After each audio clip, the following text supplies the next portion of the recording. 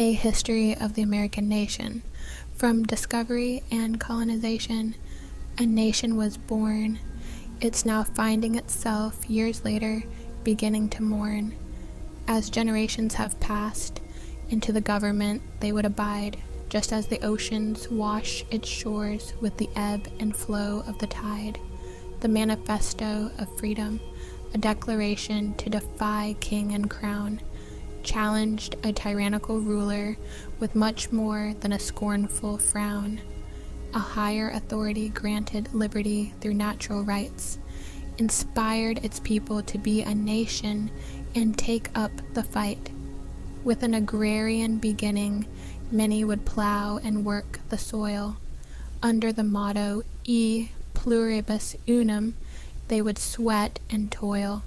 It was from sea to shining sea that moved the nation west, with lands providing many an opportunity to be their best. The institution of slavery was the nation's mar. Despite its costly eradication, it left it with a scar. Recent generations have viewed the Constitution as something archaic and in need of substitution. Religion, rule of law, and freedoms are left to decay.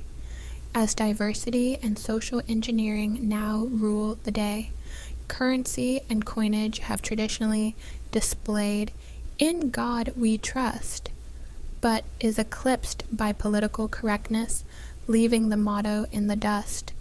Lady Liberty is the nation's moniker, holding her torch so bright. She stands at the door of a nation's setting sun with diminishing light. If she could look over her shoulder and do an about-face, she would be so dismayed, hanging her head in disgrace. Patriotic observances preceding sports events have become something to eschew, as the national anthem is compromised, trying to respect the red, white, and blue.